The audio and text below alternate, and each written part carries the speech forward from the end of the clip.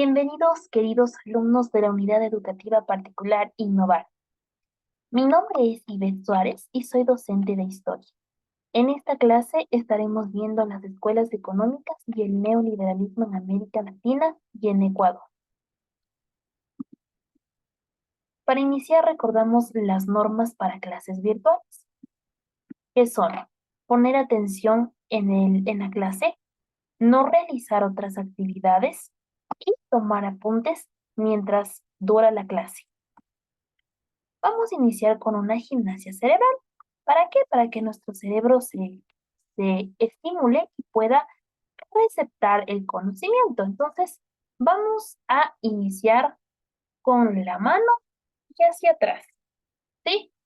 Mano y hacia atrás durante 5 veces. Si ustedes desean, pueden repetirlo más veces. Empezamos. Mano y hacia atrás. 1, mano, 2, 3, 4 y 5. Muy bien. Ahora sí, vamos a iniciar con mucha alegría esta clase. El tema del día de hoy, pues, es las escuelas económicas. ¿Sí? Podemos observar en esta imagen, podemos observar algunos de los padres de las principales escuelas económicas, como Adam Smith, como Carlos Marx o Karl Marx y algunos otros pensadores, ¿sí? Entonces vamos a ver de qué se trató cada una de las principales escuelas. Empezamos. ¿Qué podemos observar aquí en esta imagen? Pues agricultores, ¿verdad? Gente campesina, gente que trabaja en los campos. Esto nos da una idea. ¿Qué es la escuela fisiocrática? Vamos a ver de qué se trata. Vamos acá. Acá. Ok. Dentro de la escuela fisiocrática tenemos que sus principales representantes fueron Francis Kensay y Annie Jay. La idea de la escuela fisiocrática o la política de la escuela fisiocrática era que el gobierno no debía intervenir en el manejo de la economía. ¿Sí? Atención, el gobierno no debía intervenir en el manejo de la economía. La agricultura era la principal generadora de riqueza. Por eso la imagen. La escuela fisiocrática basaba su economía en la agricultura. Se aseguraba que existe una ley natural por lo cual el buen funcionamiento de la economía está asegurado sin la intervención del gobierno. ¿Qué quiere decir esto? Existe la corriente naturalista que dice que todo funciona naturalmente. Em, por eso es que se aseguraba que si el gobierno no intervenía, pues todo iba a marchar bien. Se planteó un único impuesto y la circulación de la riqueza. Esta es la escuela fisiocrática, ¿sí? La libre circulación de la riqueza. No interviene el gobierno, la agricultura es su generadora de riqueza, ¿sí? Continuamos con otra escuela.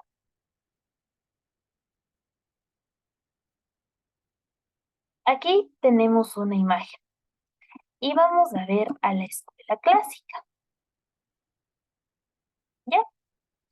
¿Qué es la escuela clásica? La escuela económica clásica, pues tenemos que su principal representante fue Adam Smith, ¿no es cierto? El de la foto del inicio, Adam Smith.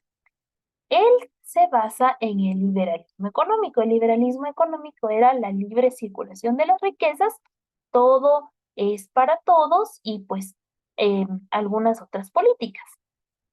Él planteaba la libertad personal y la libertad de la propiedad privada. No se requiere de la intervención del gobierno en la economía. La política de la escuela clásica era dejar hacer dejar pasar, ¿sí? Decía que todos pues eran capaces de realizar acciones y él motivaba a la propiedad privada, a nuevos emprendimientos. Esta escuela clásica buscaba proteger a cada miembro de la sociedad de la injusticia, es decir, que no querían seguir el sistema económico feudal, que era que solo uno se enriquecía, sino que haya un equilibrio social, que no haya injusticia, ¿sí? Y también decía esto muy importante, que la riqueza viene del trabajo, no de la explotación. Por eso es que he puesto esta imagen, que está representada como el trabajo, la riqueza, ¿sí? La escuela clásica asemeja directamente a la riqueza con el trabajo, excluyendo a clases sociales o a sistemas adinerados. Entonces, la escuela clásica se basó en eso. Vamos a ver la siguiente escuela económica. ¿Quién es él? ¿Alguien recuerda a él? Tal vez lo vimos en la Revolución Francesa, lo vimos ahí en alguna revolución. Pues sí, él es Karl Marx o Carlos Marx. Es lo que hizo él. ¿Y qué escuela tiene él? La escuela marxista. ¿Dada por qué? Por su apellido, Marx. Sus principales representantes son Karl Marx y Federico Engels. Recordemos que él fue el que empezó con el socialismo, ¿sí? Se basa en la concepción global del funcionamiento de las sociedades, es decir, que a él le importaba cómo funcionaban las sociedades y he ahí el socialismo. Sirvió para el surgimiento de los diferentes modelos políticos revolucionarios a lo largo del siglo XX, como fueron la Revolución Rusa, Comunista China y la Revolución Cubana. ¿Se acuerdan que vimos en la clase pasada sobre esto? Pues sí, los pensamientos de Marx fueron los que ayudaron a las revoluciones. Según el marxismo, la historia de nuestra especie no es más que la proyección en el tiempo de una lucha de clases. Marx sostenía que todos los periodos históricos hubo la lucha de clases, hubo la explotación y que esto no era correcto. Así que él se dedicó a infundir pensamientos de igualdad, de justicia y de los mismos derechos para todos. Así que él fundó esta escuela marxista o el socialismo. Vamos a ver la siguiente escuela. ¿Qué es esto? ¿Qué podemos ver aquí? Es la oferta y la demanda, es una representación de la oferta y la demanda. Cuando hablamos de oferta y demanda, hablamos de la escuela neoclásica. Vamos a ir viendo punto por punto, ¿ok? La escuela neoclásica está basada en el análisis del equilibrio de la oferta y la demanda, ¿sí? Empiezan a ver necesidades, recursos, oferta, demanda, para analizar el equilibrio y poder mejorar la situación económica y política dentro de las naciones. La escuela neoclásica tiene algo en particular, que dice que el centro de la economía es el individuo, ¿sí?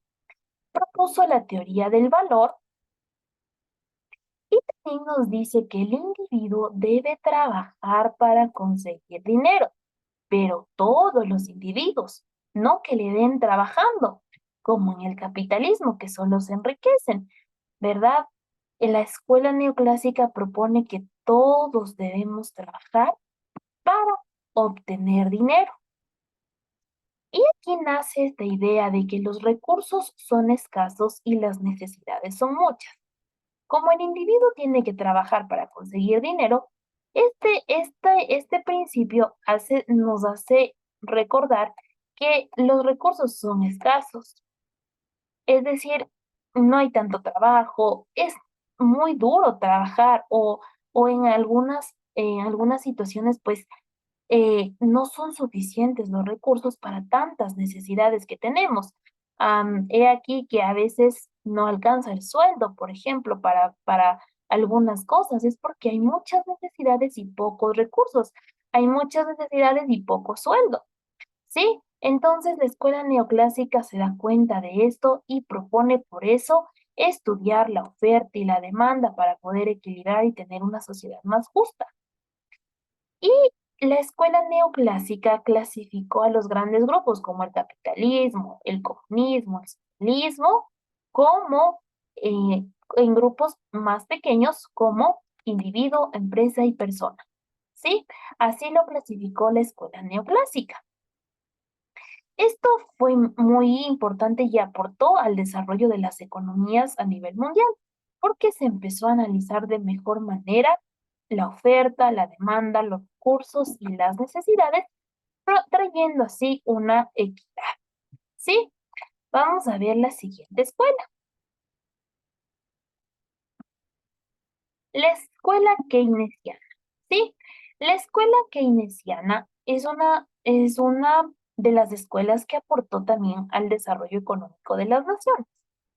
Uno de sus principales postulados era que el Estado debe intervenir en la economía de un país para mantener el equilibrio y revertir las crisis.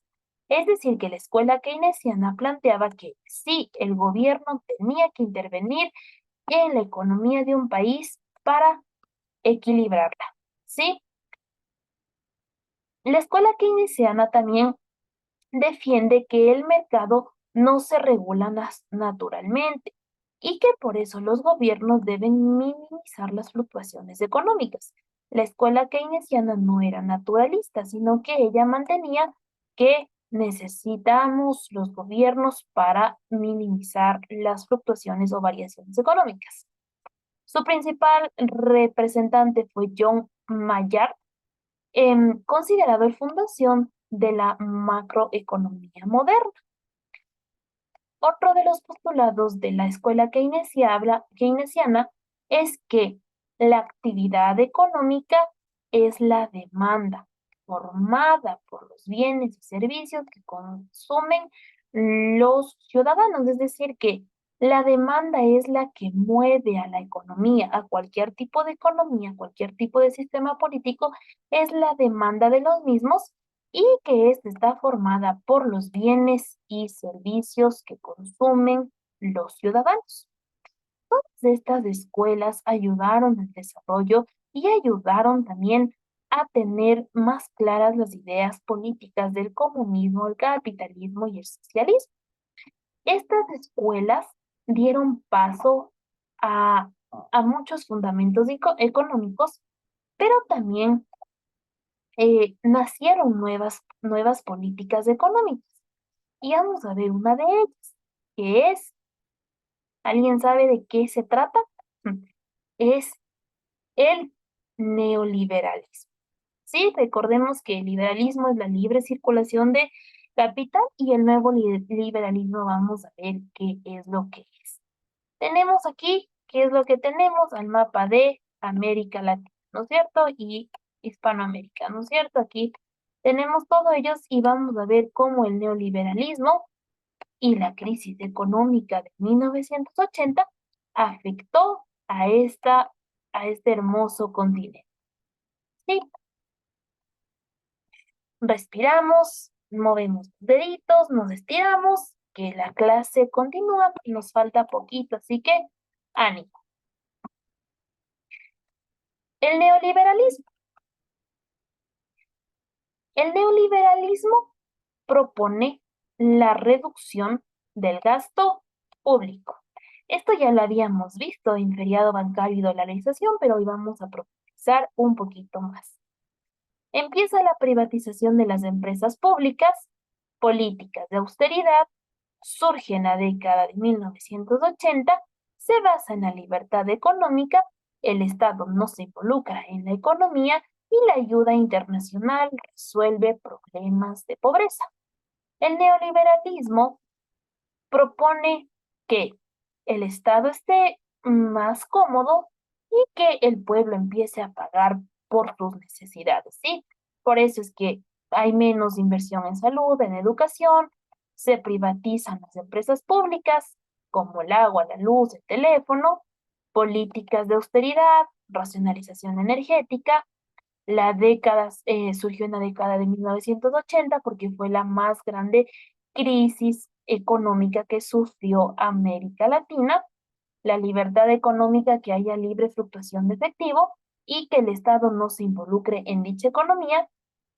Y ellos pensaban que la ayuda internacional de las grandes potencias, como China, Rusia, Estados Unidos, ayudaban o resolverían los problemas de la pobreza, en este caso de América Latina. Pero realmente el neoliberalismo trajo más consecuencias negativas que positivas a Latinoamérica. ¿Sí? Continuamos. Crisis económica de 1980. También fue conocida como la crisis de la deuda. ¿De qué deuda? De la deuda externa. Los países de Latinoamérica se endeudaron mucho con entidades internacionales y la deuda solo crecía, crecía, crecía y hacía perder la liquidez. En esta crisis de 1980 pasó un fenómeno importante. Recordemos que en 1972 se empezó con la exportación petrolera. Era el hit petrolero, el precio del petróleo estaba muy alto. Sin embargo, para 1980 este precio cayó sustancialmente, lo que hizo que las economías que estaban basadas en la explotación petrolera pues temblaran y se endeudaran. La deuda externa excedió el poder adquisitivo de los países, es decir, era más lo que debían que lo que ingresaban. Habían más egresos por la deuda que ingresos por cualquier tipo de actividad económica. Los bancos privados tomaron mucha fuerza. ¿Por qué? Porque para sanar las deudas necesitaban préstamos, créditos. Se redujeron sustancialmente las exportaciones. ¿Por qué? Porque bajó el precio del petróleo y la mayoría de las exportaciones de América Latina estaban destinadas a este bien. Se fugaron muchos capitales. ¿Por qué? Porque habían bajas tasas de interés, la banca privada reinaba en toda América Latina y el capital se iba y no había políticas de protección monetaria. Y finalmente, esta crisis obligó a algunos países a retomar dictaduras, cosa que no había sucedido porque nos volvimos democráticos. Pero esta crisis afectó de tal manera que volvieron a la dictadura y aquí pasó algo sorprendente. Resulta que gracias a esta crisis ingresó el neoliberalismo a América Latina, que no fue para nada beneficioso. ¿Por qué? Porque América Latina tenía niveles de pobreza elevados que solamente se elevaron más al ingresar políticas de austeridad, reducción del gasto público, pues perjudicaron a América Latina. ¿Sí? Vamos a ver a nivel del Ecuador qué es lo que sucedió. En la clase de feriado bancario y dolarización, podemos ver que los promotores del neoliberalismo fueron Sixto Durán Ballén y Alberto Dajit. Ellos fueron los que iniciaron e impulsaron el neoliberalismo en el Ecuador. A Ecuador, evidentemente, le afectó la caída del petróleo. ¿Por qué? Porque recién había empezado a importar, a exportar y pues empezó la baja y pues la recesión. Pero aquí pasó algo. Se empezó en 1985. ¿Qué sucedió? Se empezó a exportar flores y otros productos. Esta exportación florícola ayudó a sostener un poco la situación económica del Ecuador, la cual no fue tan sostenible porque para 1999 ya el país quebró, ¿sí? Pero esto fue una ayuda, una salvación. Los bancos privados tomaban fuerzas, inició la pérdida de la moneda nacional. En 1980 ya se anunciaba la pérdida del Sucre. No tomaban muy en serio esta consecuencia y no tomaron las medidas protectoras mm, necesarias. El capital se iba a través de divisas y políticas mal infundadas. Esta crisis del 1980 duró hasta casi el año 2000. Con la dolarización fue la consecuencia de todo esto, ¿ya? Y la libre emisión de bonos en el Estado. Es decir, el Estado otorgó bonos, otorgó créditos sin ningún respaldo, lo cual generó que nuestro sistema se vaya quebrando. Ballén y Dajit ingresaron el neoliberalismo para perjudicar más. El pueblo ecuatoriano terminó pagando todo lo que ellos hicieron incorrectamente. Y así fue como la crisis económica de 1980 afectó al Ecuador y cómo también el neoliberalismo afectó y afecta hasta actualmente a nuestro país. Y eso es todo por la clase del día de hoy. A continuación les dejo videos donde pueden reforzar el aprendizaje, ¿sí? Aquí son videos cortos, pero llenos de conocimiento que nos pueden ayudar a mejorar. Y listo, terminamos nuestra clase del día de hoy. No sin antes recordarles que el éxito depende de cuánto tiempo le dediquen a su autoaprendizaje. Em, muchas gracias por su atención. Es muy importante que podamos estudiar, que podamos aprender, que podamos dedicarnos para saber y para que podamos defendernos de algunas corrientes y de algunas políticas económicas. Mientras más aprendamos, mientras más investigamos, pues más posibilidades tenemos. Muchas gracias, que tengan un bendecido día y nos vemos en la próxima clase. Gracias.